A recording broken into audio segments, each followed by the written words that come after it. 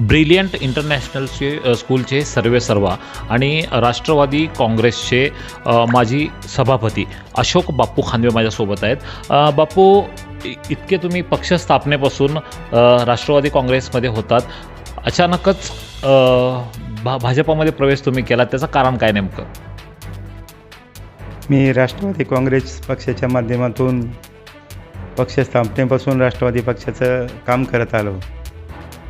2004 साली युवक काँग्रेसचे अध्यक्ष प्रदीप कंद यांच्याबरोबर पुणे जिल्ह्यामध्ये सरचिटणीस म्हणून काम केलं. त्याच्यानंतरच्या काळात 2009 साली महाराष्ट्र प्रदेश प्रतिनिधी म्हणून काम केलं. 2012 साली पंचायत समितीच्या सदस्य म्हणून उमेदवारी मिळाली आणि निवडून येऊन सभापती म्हणून 2.5 वर्ष काम केलं. त्याच्यानंतरच्या काळामध्ये पुणे शहराच्या कार्यकारिणीत येऊन सरचिटणीस म्हणून 2 ते 3 वर्ष काम केलं.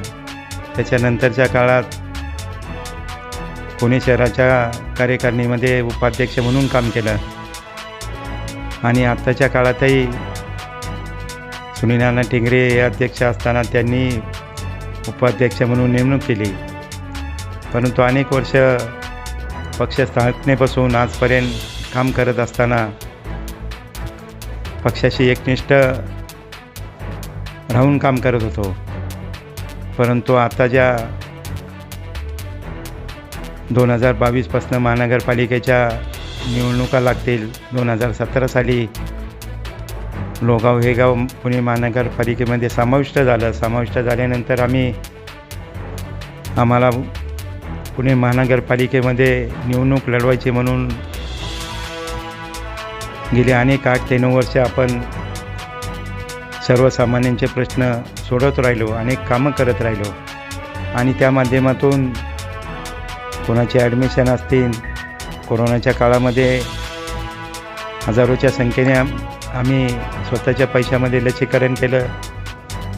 महानगरपालिकेच्या माध्यमातून जवळजवळ 25,000 ते 30,000 लोकांचं आम्ही लसीकरण केलं, फवारणी केल्या, अनेक कामं करत आलो. परंतु पक्षाने आम्हाला उमेदवारी देताना आत्ता 2026-15ला जी निवडणूक जानेवारीला लागते, त्या निवडणुकीमध्ये आम्हाला विचारात घेतलं नाही आणि आमचा कधी विचारही केला नाही. मग त्याच्यानंतरच्या काळामध्ये अनेक लोक, पक्षाचे नेते असतील, अजितदादा असतील, हे पद देतो, ते पद देतो. आम्ही पुणे महानगरपालिकेमध्ये आम्हाला नगरसेवक म्हणून काम करण्याची संधी मिळाव्यासाठी 9 वर्ष अहोरात्र प्रयत्न केले आणि ऐन वेळेला जर उमेदवारी नाकारत असेल तर आम्ही पक्ष की आपला विचार कधी करायचा आणि ही पदं देऊ, ती पदं देऊ, आम्ही ज्याच्यासाठी काम केलं ते तुमच्या असे काही मध्ये वृत्तपत्रामध्ये बातम्या हे झालेल्या होत्या की अजितदादांचा तुम्हाला फोन आला होता आणि अजितदादांनी तुम्हाला, आता तुम्ही म्हणताय हे पद देऊ किंवा ते पद देऊ, म्हणजे एकंदरीत राजकीय पुनर्वसन करू अशी शाश्वती तुम्हाला अजितदादांनी दिली होती, असं तुम्हीच स्टेटमेंट काही दिलं होतं का? स्टेटमेंट असं, ज्यावेळी मी उमेदवारीचा फॉर्म भरला होता आणि मागं घेण्यासाठी दादांचे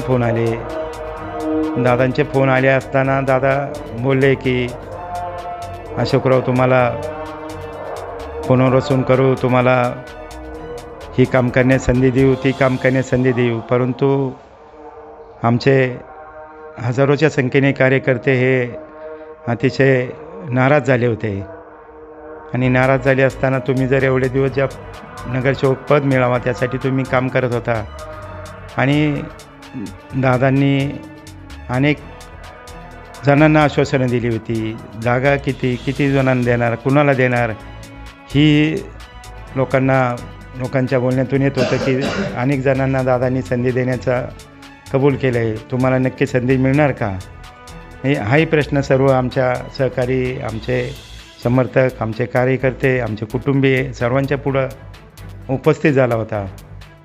मग असं होत असताना बाबा हा पक्ष आपल्याला कधी न्याय द्यायचा आणि एक अनेकांच्या आपण उदाहरणं पाहिली अनेक की भारतीय जनता पक्ष हा कार्यकर्त्यांना ताकद देणारा पक्ष म्हणून दिसून येतं आणि कार्यकर्त्यांना न्याय देण्याचं काम करतो. हे जेव्हा सर्वांच्या आमच्या सहकारी मित्रांच्या समत्या कुटुंबियाच्या हे लक्षात आलं तेव्हा सर्वांनी आम्ही मिळून निर्णय घेतला की आपण भारतीय जनता पक्षामध्ये प्रवेश करायचा आणि इथून पुढच्या काळामध्ये आपण भारतीय जनता पक्षामध्ये काम करून भारतीय जनता पक्षाकडूनही आम्हाला काही कमिटमेंट दिल्या गेल्या आणि त्याही पाळण्याचं आश्वासन दिलं आश्वासन दिलं गेलं आणि अनेक कार्यकर्त्यांच्या सहकाऱ्यांच्या समर्थकांच्या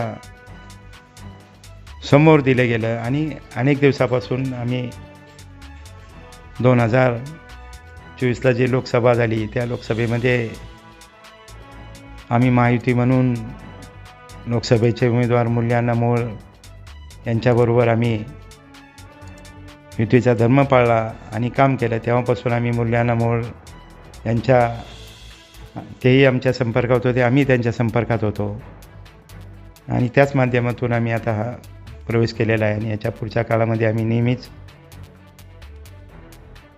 देशामध्ये मोदी साहेब काम करतात, राज्यामध्ये फडणवीस साहेब काम करतात आणि पुणे महानगरपालिकेमध्ये सुद्धा निश्चितच एक हाती सत्ता महानगरपालिकेची भारतीय जनता पक्षाची येईलच आणि त्यासाठी आम्ही पक्षवाढीसाठी आणि आमचे असणारे सर्व भारतीय जनता पार्टीचे उमेदवार निवडून आणण्यासाठी आम्ही निश्चितच प्रयत्न करू आणि इथून मागं आम्ही जे केलेली कामं जे केलेलं आमचं त्याच्यातूनच निश्चित आम्ही भारतीय जनता पक्षाला सर्वच उमेदवाराला निवडून आणू असं मी सांगतो.